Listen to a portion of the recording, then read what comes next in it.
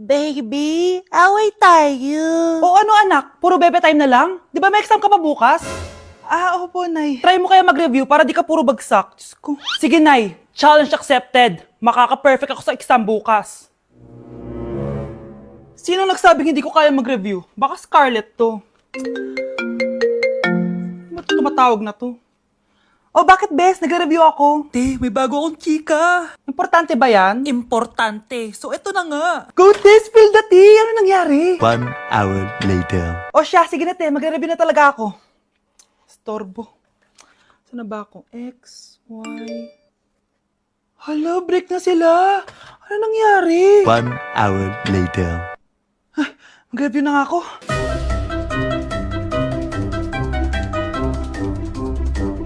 Good morning, anak! Anak, bakit ganyan itsura mo? Hanay, nag-review ako buong gabi. Akala ko puro numbers lang yung math. Bakit may X and Y? Di bale anak, gamitin mo tong Radiance Glow Pure Blossom Elixirs ng YOU. Meron tong toner essence at illuminating serum. Ano naman yun, Nay? Ano to? Nakaka-bright, prepare, at protecto ng skin. At di lang yun, anak. Nakaka-reduce to ng oiliness at ng skin texture. Suitable to for all skin types, kaya gamitin mo to para fresh ka bago ka mag-exam. Ay, ang fresh nga. Glass skin, no? Super lightweight at super dali lang pala i-apply nito, Nay. Go na, anak. Islay mo na yung exam mo. Good morning, class. Ready na ba kayo mag-exam? Sure nang makaka-perfect ako kasi nag-review ako. First question. Kung 5 ang kinain na pizza ni Maria at 2 ang sapatos ni Cardo, gaano kalayo ang Earth sa black hole?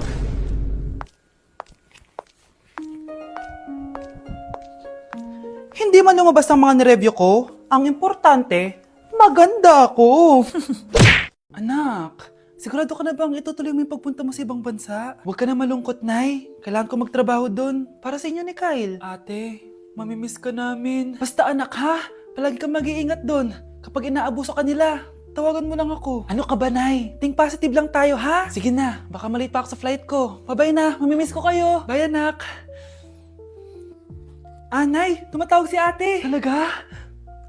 Hello, anak. Kamusta ka na? Nay, nakuha ko na sweldo ko. Nagpadala pala ako sa inyo, ha? Kumain kayo sa labas. Salamat sa binigay mo, anak, ha? Okay ka lang ba? Kapag may problema ka, tumawag ka lang, ha? Opo, Nay. Mababait yung mga amo ko. Huwag kang mag-alala. Nay, may pinadala si ate, oh. Nakamaleta pa. Surprise, Nay! Mga damit at sapatos yan para sa inyo. Siyempre, may chocolate din. Naku, anak, nag-abala ka pa. Pero salamat, ha? Sana inipon mo na lang yung pinanggas mo dito. Okay lang, Nay. Tinaasan nga nila yung sweldo ko kasi magaling daw ako maglinis ng bahay. Sige, anak. Galingan mo palalo, ha? Wow, ang daming laman! Bakit di sumasagot si Scarlett? Baka busy. Anak, tumawag na ba ate mo? Ilang araw na siyang di tumatawag ah. Nay, may tumatawag. Ay, salamat sa Diyos, tumawag na. Hello anak. Nay, may pinadala ulit sa ate. Ang bigat. Ano? Anong nawawala? Ano kaya naman nito? Hello? Hello?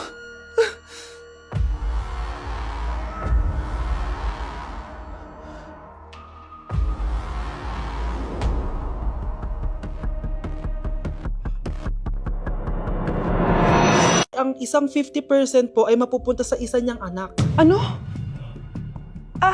Baka yan yung isa naming anak na nawala? Oo, sa amin na lang yan. Ako! Ako ang isa pang anak ni Ramon. Oh, akala ko ba nawawala yung isang anak ni Ramon? Attorney naman, huwag ka maniwala dyan. May sakit kasi sa utak yan. Wala akong sakit, attorney. Maniwala ka, please. Kailangan ko pa ng sapat na ebidensya para maniwala ako sa'yo.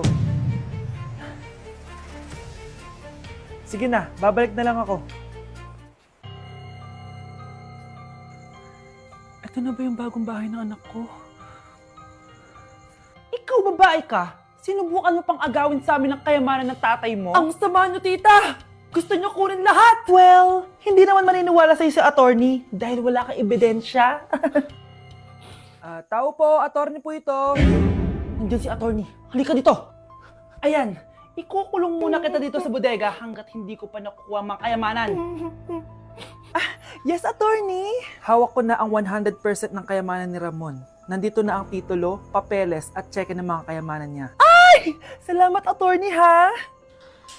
Scarlett, Hindi ko na alam kung ano nangyayari sa nanay ko. Pero huwag ka mag-alala. Ako bahala sa'yo. Kailangan na matigil tong pinagagawa ni nanay. Tao po. Sino ka? Ako po yung nanay ni Scarlett, yung anak din ni Ramon. Totoo ba to? Pinagsasabi mong babae ka? Kami lang ang pamilya ni Ramon. Attorney, huwag ka magpaniwala dyan. Peke yan. Hindi to peke. Pwede mo ipacheck to sa attorney. Kaya ilabas mo na siya. Kinulong po ni nanay si Scarlett sa bodega. Ha? Anak?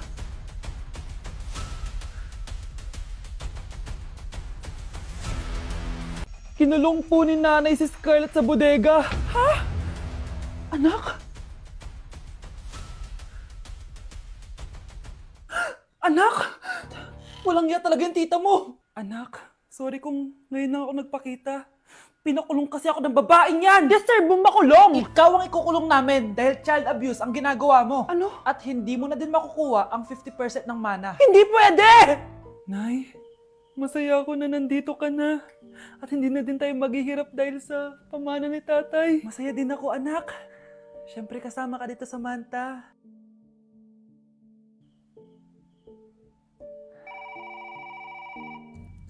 Ano ba? Bakit tawag ka ng tawag, ha? Oo, wala silang kaalam-alam. Sige na, baka mahuli pa tayo. Sa wakas, sa atin na ang mana. Maghahati tayo dito. Palayasin mo na yung mga batang yun, ha? Ako bahala. Ang galing talaga natin magpanggap date. Mga anak, aalis na tayo dito sa bahay. Lilipat tayo sa mas malaking bahay. O eto, mga gamit nyo, inimpake ko na. Talaga, Nay? Scarlett, huwag ka maniwala dyan.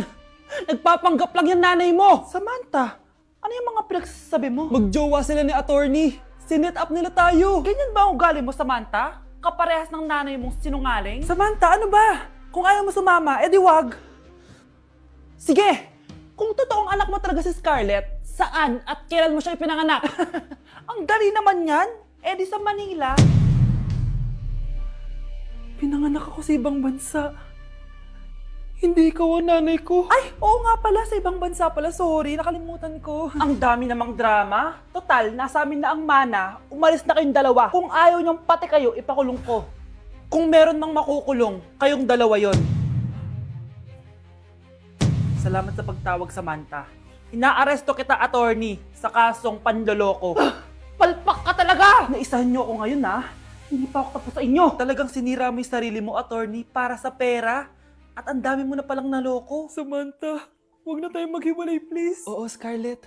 Dito lang ako palagi sa tabi mo. Kayong dalawa, mag-ingat kayo palagi, ha? Gamitin niyo na maayos sa pamana ng tatay niyo. Salamat po. Nakikiramay po ako sa pagkawala ng asawa niyo. Masakit para sa amin ang pagkawala niya. Kailan pala namin makukuha yung mga ipapamana niya sa amin?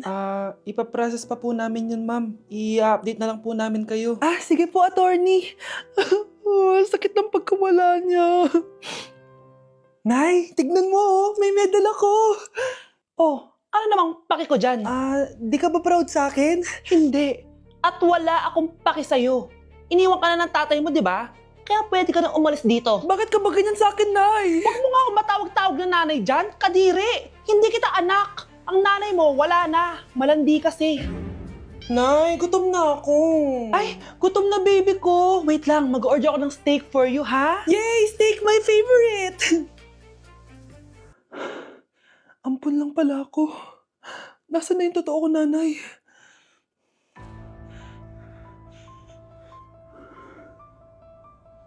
Tulog sila.